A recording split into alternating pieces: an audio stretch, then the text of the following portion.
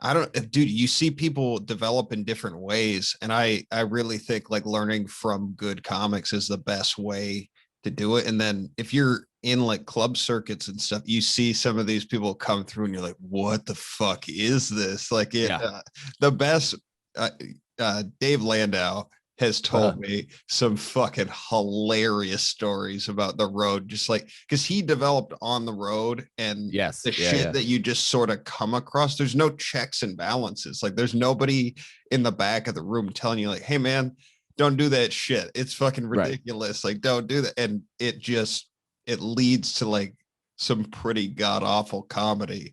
But Right. Well, what that's why the conversation about comedy workplace safety is so hysterical, because it's like, no, you mean in terms of like the office where you have your writer's job. You don't mean on the road at a VFW in bumfuck Massachusetts. It's like there is no HR. Some lady just pulled her vagina out and was like, like sucking down a cool cigarette with her lips. And it's like, yeah, dude, what who am I going to go to?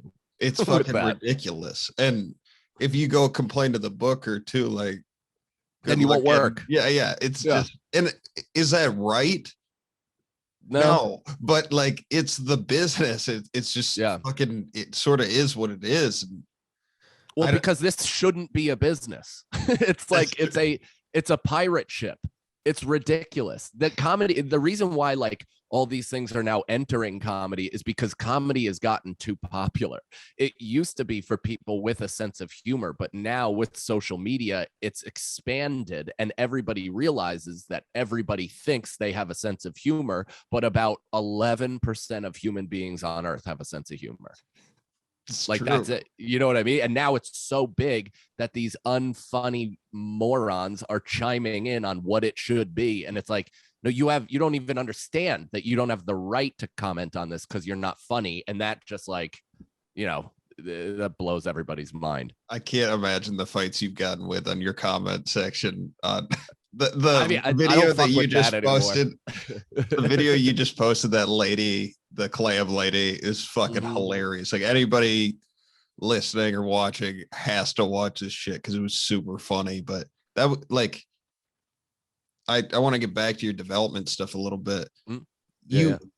like how long into you developing were you in the clubs? Because Taylor Clark, my buddy, he's been on Yeah. here a couple of times. He said you guys ran like a show out of a hostel somewhere and Yeah, dude. said it was like super grassroots. Like what you went from open mics to like uh running your own stuff to clubs, or how did that work? So I did like I didn't do as many open mics early because instead of that, I was scared of them. I think like the cliquish nature of open mics back then was really like brutal. And then you had guys that were really funny, like Mike Lawrence, the really funny comic, writer, successful writer, very like empathetic and kind person now, was a true monster in the beginning of his comedy career and would terrorize open mics. He'd just get up after me or some other hack and trash us, trash the room, tell us that we're never going to make $1, like all this stuff. So that shit would and then sit with the popular kids and the best comedians in that open mic. So it's like it's kind of hilarious that that shit kind of pushed me out of open mics, weirdly enough, especially coming from like I was an athlete in high school type of background. You consider those people jock bullies, and it's like that's not what I was at all. I went to those and I was like timid and scared, wanting to make friends, and it was a kind of a toxic environment. So instead, I went to Broadway Comedy Club and I passed out flyers. I answered the phones. I sat people. I hid out in that club for like 2.5 years, which was both good and bad because it got me a lot of stage time at a proper club in front of tourists and like, other people. And I got to fail with little pressure, but I also didn't necessarily get to meet the full swath of comedians that could have gotten me into a variety of rooms that may have sharpened my skills a bit earlier.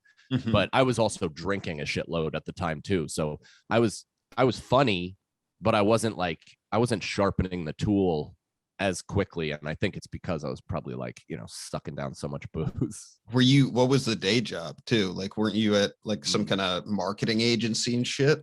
Yeah, initially I was my first job was an office manager at a marketing company, like digital marketing, which actually was kind of beneficial because I got to learn how they set up ad campaigns for certain creative things. Like they did Lil Wayne's The Carter 3, they did movies, all that stuff. So Yeah. it didn't I didn't learn anything directly, but it did implant that digital marketing is the thing, that's like there is a way to kind of successfully build a grassroots campaign for something that nobody has ever heard of through just, you got to throw money at it, obviously. But it was still soul sucking because I was the CEO's, personal assistant, which is a thankless position that is just, you're just constantly being like told you're an idiot.